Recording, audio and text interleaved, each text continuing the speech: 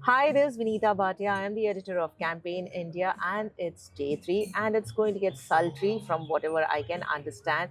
But in the midst of all this heat and the excitement, I found an oasis. It's the Secret Garden by DEPT. They have been doing this for quite a while, and if you are in and around, I tell you, you need to find this place out. You will thank me later. But I'm not going to labor more on this. I'm going to tell you about a very interesting individual I'm going to have a conversation with. It is Andrew Dimitriou. He's a global chief client officer and growth officer at DEPT. And he's been coming to Cannes for 15 years. So I'm going to first ask him how has he seen the festival of creativity evolve in that decade and a half? Hi, Andrew. Thank you so much for taking the time. Thank you for having me. And first question, like I Yeah, said, 15 years you've been here. How has this festival changed? I think for me the visible transformation of the Croisette has evolved from purely creative production companies that had small activations for friends and clients on the beach to essentially being a technology showcase. And I think that's indicative of our industry where technology has sort of come into the marketing space. Um, but I also think it has changed the festival completely. So I think there's a tension between creativity and technology, and I think while the worlds are intersecting, I think the technology, you can see it. You were able to go for a walk on the Croisette 15 years ago. You were able to see the beach. You were able to walk on the sand. If you walk on the Croisette today, you cannot see any beach. You cannot see anything. All you see is white tents and the sea of sameness, in my opinion. And that is true, because technology tends to have that it lends that kind of sameness because it democratizes the whole. Last year, I remember Death's Secret Garden was the most talked about activation at Cannes. And this year, you seem to have upped it a little bit more with your limited edition souvenir shop. I'm going to go and pick up some swag from there, by the way. It feels more like a cultural drop rather than, just an agency event. So I wanted to understand, was there some kind of an insight that led Det to come up with that kind of an idea? Yeah, I mean, for us, it was fairly simple. We our clients kept asking us about Cannes, what are we doing in Cannes, and we wanted to do it in that was true to the DEPT brand. We wanted to do it be respectful of the place of where we are, and we wanted to sort of make it memorable, so people can experience the DEPT brand. So for us, we're always looking for new and inventive things, and we always want to leave the place that we operate in better than we found it.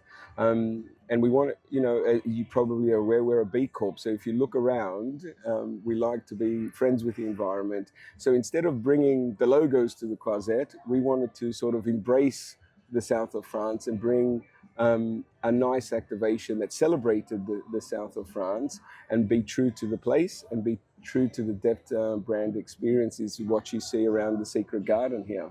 So, this is very interesting what you mentioned about Det being a B Corp because He Market Media Group is Yeah, also a B Corp organization. And we understand the whole nuances of the impact that an organization yeah, leaves, right? But there's also about creating business conversations through culture. yeah. And that culture can transcend everything. One is, of course, the kind of impact you leave with your footprint globally, but it's also about client conversations, about people conversations. It's about using technology processes. It's a wide swath. So how is it rewiring the traditional thought leadership that Depth might have had since it started?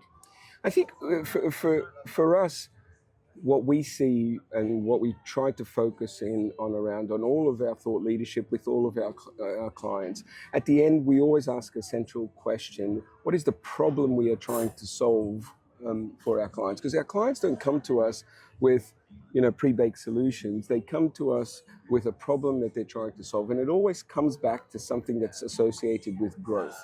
Every CMO that I speak to, every CEO that we speak to, they have a growth agenda. And so our job at DEPT is to find growth in new and interesting ways. So our thought leadership follows that path. So whether that's, we launched a recent survey globally with the Marketing Society, which was all about consumer sentiment and how people can misread consumer sentiment, because that's sort of a barrier to growth, when there's actually an underlying sentiment that we should pay attention that exists in culture that maybe is not reported on. So that's just an example of how we are sort of using data to try to find growth agenda. Another one is, like, we have at the moment, we do a lot of things with data and tech. We're a marketing services and technology company. And what we start to do is we sort of start to unlock how clients are using their own tech stack with new ways. So here we've launched something called Depify, which is an AI orchestration layer. And the whole premise behind Depify is integrating what clients already have with one objective: how can we help them grow faster than their competition? So for us, the agenda always comes back to growth. We have a lot of tools at our disposal, which we're quite fortunate about, but that's sort of our thought leadership. That's the products that we push out for our clients. They're all pointing at the same direction. You mentioned about the research with the Marketing Society, and I was going through some of it, and certain things stood out for me. One of the things that came out very clearly is that more than half of the consumers, or rather respondents in that survey, felt financially confident. Yet, more than even more, are planning to cut their discretionary spending. Now, I would say then confidence has now become a very misleading Correct. metric, right? And if that's so, what are the behavioral signals that have become the most valuable, for brands? I think brands need to be conscious and have signals that push back to them all the time, because Mhm. culture happens in real time. So brands need to be a little bit more sensitive than they used to be. So I think it's depending on the market, the segment, and things. But you start to see that the financial spending power of consumers isn't the only factor that they care about. There's geopolitical factors that are impacting choice. There are things like media choices that are impacting choice. So brands now, it's more complicated than ever to sort of find the right tone, message, and appropriate. So they need a lot of signals to be able to craft the right message at the right time, at the right place. So if you're a mass market luxury brand, it's a very different conversation than if you are an automotive brand that you want to bring. So you need to find the cultural signals to push back to you that's right for your brand. And so for us, that's a really important sort of thing that we help our clients with.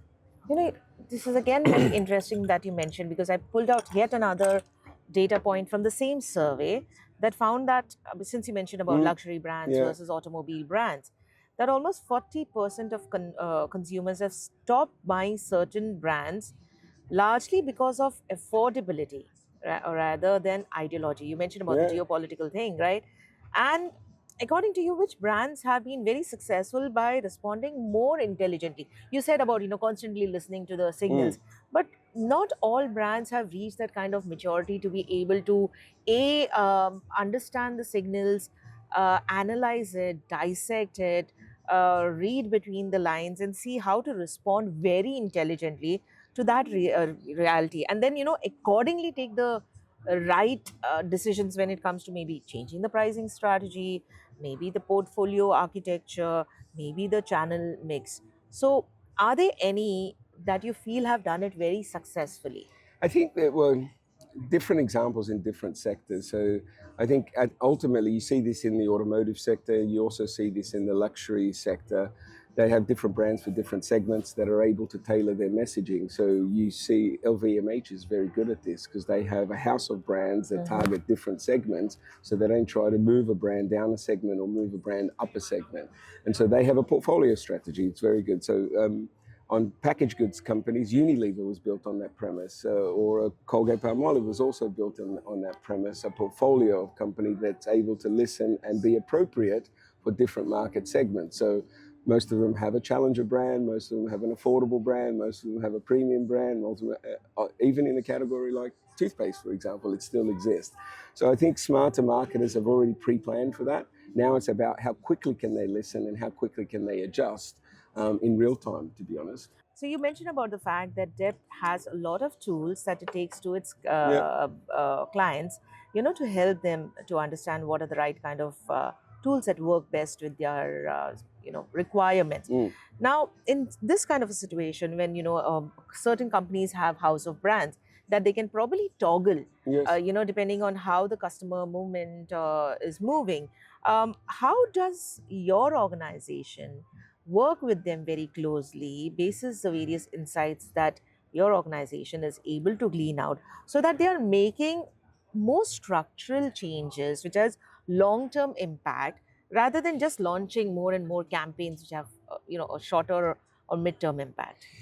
Yeah, so look, I think at the end of the day, at DEPT, we sort of have a philosophy that we we believe that having a campaign only mentality is incorrect. So you need to have an orchestration system that can help enable growth. So that may mean campaign, that may mean a commerce platform, that may mean your social. So we've actually this week we've launched a new product called Depify, which actually is an AI orchestration layer that connects clients' data with our data and a workflow process that creates better outcomes. So we can get the signals, create workflow in real time, and be able to sort of respond to that no matter what the signal is that we need to push out. And so for us, we're super excited about that because ultimately it's going to help our clients make better, faster decisions. And who do you think are the clients that are more likely to, uh, tag on to the Deptify? Do you think, you mentioned about the fact that, many Mm. organizations will have the challenger brands, they will have the more established brands, they will have the aspirational brands, and, they might have the ones that have recently acquired. So, in a house of brands, for Yeah. example. But this is the kind of structure that you usually see in a highly mature and what I would say a traditional slash legacy brand. What about the startup organizations? Which are the kind of clients that you feel are more likely to immediately try and plug in Deptify into their system? Because I think for us, we see it. Look, all clients, from whether they're mature or not, have some type of technology that they already use. Mhm. You can't operate a business this day without some type of technology. I was recently in India. Even all of our Indian clients there have a technology stack that they already use, right? And so what we do is actually help connect those dots to help amplify and get them moving faster. So it's not about additional tech. It is about deploying something, we call it a persistent assistant, that sits on top of their tech to be able to do that. So in my conversation in India, for example, we are helping a paint company now try to accelerate content at scale, right? So personalized messages, right place, right time, right channel. And so it doesn't matter how mature you are. It just matters how digitally ambitious you are. And I think for us, that is more of a signal for which clients we're going to use rather than the level of maturity of a marketing organization. It's actually an attitude to sort of success, I think.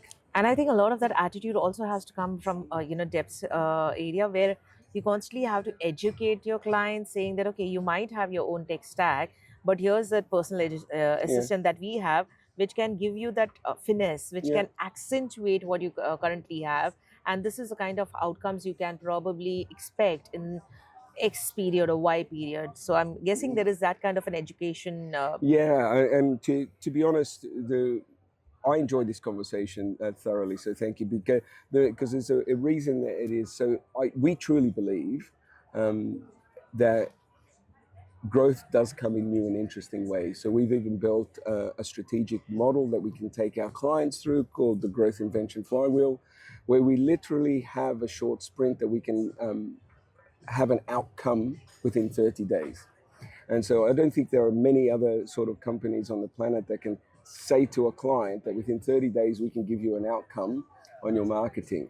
That's the provocation. We believe that we can deliver against it using our tech, using their tech, and all we ask is for some time. The reason I bring up that example is because it is a mindset for a client. That won't work for all organizations. In fact, it may not work for the most mature organization because they can't move that fast. Correct. And so we believe at DEPT, is one of our values, that we are first and fast. So we need to move fast and move first because speed is a competitive advantage. And I think it is for some clients, but it's not for every client. But if the ones that want to move fast, they want to disrupt, I think that they will win in the world that we operate in today.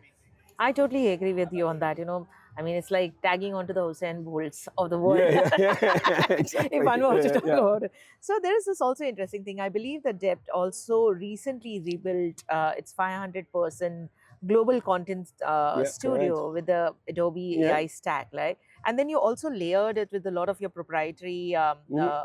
you know, uh, technology that Yeah, you had. Now, I believe some of them was light speed that you had, yeah, and then there were automated quality yeah. controls. So, what were some of the biggest operational bottlenecks that you were trying to solve over here? And if I were to also add on to that, what was some of the surprises that this entire experience or exercise threw you about? There's this gap that exists between AI powered content production that it promises and the actual reality that Yeah. takes place. So the truth of the matter is, for the last 10 years, we've been doing some form of personalized content at scale because that's the business that we're in. We have a $5 billion media business, and so we operate a lot of content, and we have been doing it for clients for the last 10 years. The problem we saw and we tried to solve with Dep Studios is that content was becoming a bottleneck and therefore a barrier to growth. Mm-hmm. And so as we started to think about what does that mean, we sort of said we need to automate portions of the process. We need to have humans in certain parts of the process, and we need to actually make sure that the bottlenecks of content generation are removed. And so that's when we sort of came up with our Depth Studios proposition. And to be honest, most of our clients are using it now already. We They push out content through that. So we have a client that we touch 170 million consumers. Um, every campaign that we're pushing for one client has 10,000 variations. And so when you're talking about that type of scale and that type of personalization, you can't have a human do it because that's an army that you need. So it's a little bit of a mix. And so the model that we have is technology powered, but Mm-hmm. human driven.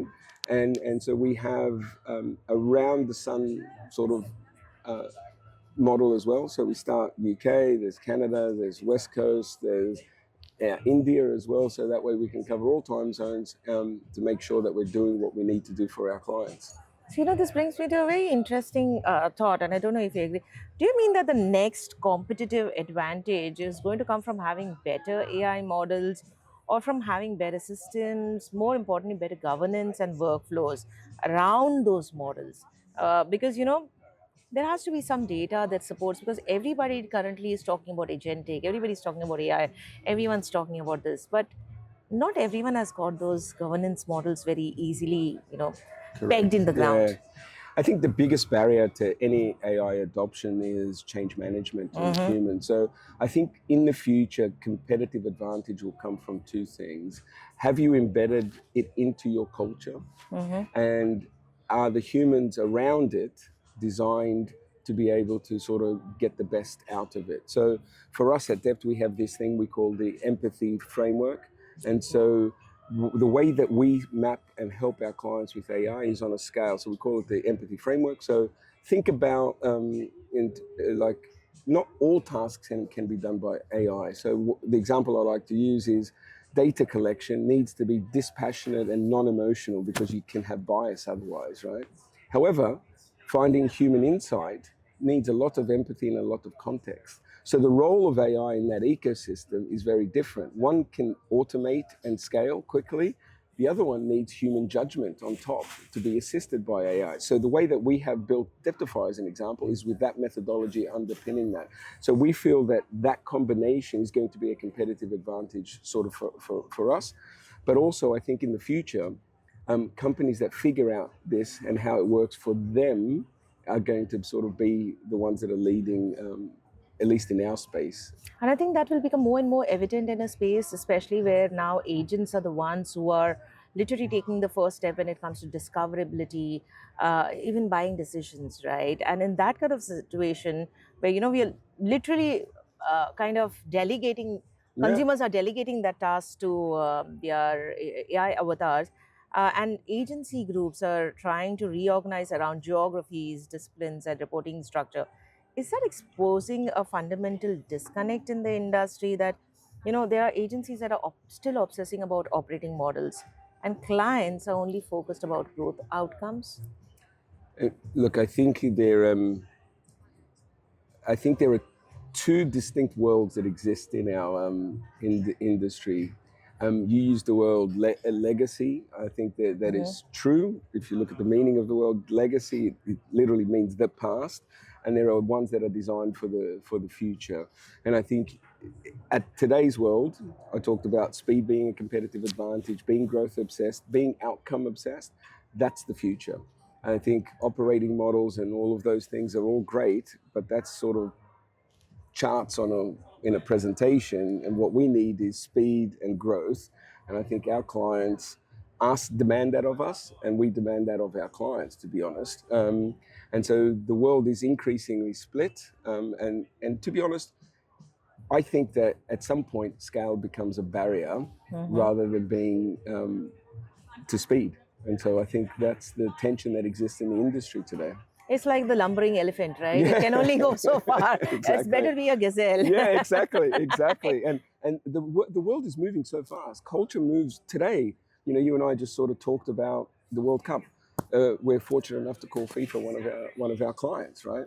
So imagine the amount of content that has to happen during a football World Cup where there's 104 matches, how many languages, in real time, during the games and things like that. That is a reality. That is what we are doing. And so do you want to be the elephant or do you want to be the gazelle in that situation? And I think for us, that's the speed at which you have to operate in. In fact, there is yet another, idea. I think it was an internal response to the pandemic, which is DEPT Apparel, right? Yeah. From what I understand, it has now evolved as a platform for clients. I mean, I read about Meta, I read about Lufthansa, I read about Red Bull, and I'm sure there are several other brands that are also using that. So you spoke about speed, you spoke about efficiency, you spoke about also scale, and being using the FIFA example. What has DEPT Apparel's journey taught the company about personalization? And is there any particular understanding that you can share about what people were feeling? I mean, it was not necessarily data based, but the insights. Yeah, look, I think to be honest, we have the most wonderful marketing team, and they do a fantastic job. And to be honest, they built a brand that was a simple concept that started, we wanted to give something away. But now it's actually a brand. You can actually buy it online if you want. But actually, we just enjoy sort of giving different cultural moments and experiences to our clients. You probably saw the souvenir shop on the way in. We opened a retail store where clients can come and experience just a little bit of the taste of the DEPT brand and have it. So the craft, the care, the design. If you look at it, you're probably almost thinking you're walking into a luxury sort of shop. But that's the craft and who we are. And I think the team does a fantastic job about that. And to be honest, it's well sought after by our clients now. They're looking for the next drop. They're looking for the next activation. And it's something that sort of started during the pandemic and now has built a life of its own. And it's sort of become part of the DEPT brand itself. So what is the next big idea similar to the DEPT? I do not have any control over this. What I do have is a team that has the control, and I'm quite happy to sort of like lean on them because they're the curators of the space. They're the idea creators, and I think Daniel is walking around somewhere here, so you should capture him on. You'll notice him when he's around, and you should sort of take some pictures with him. Well, I am excited to hear more about it. Whenever DEPT is ready. Yeah, sure. I'm sure campaign will also be more than agog to know because it will be quite. And I'm sure going by how DEPT has functioned, it will be more than exciting to hear about that. Yeah, of course. And thank you so much, Andrew, for being candid and talking about everything, and more importantly, giving us such a nice place in the middle of Cannes. Thank you for coming, and thank you for spending the time with us. Thank you. Appreciate it.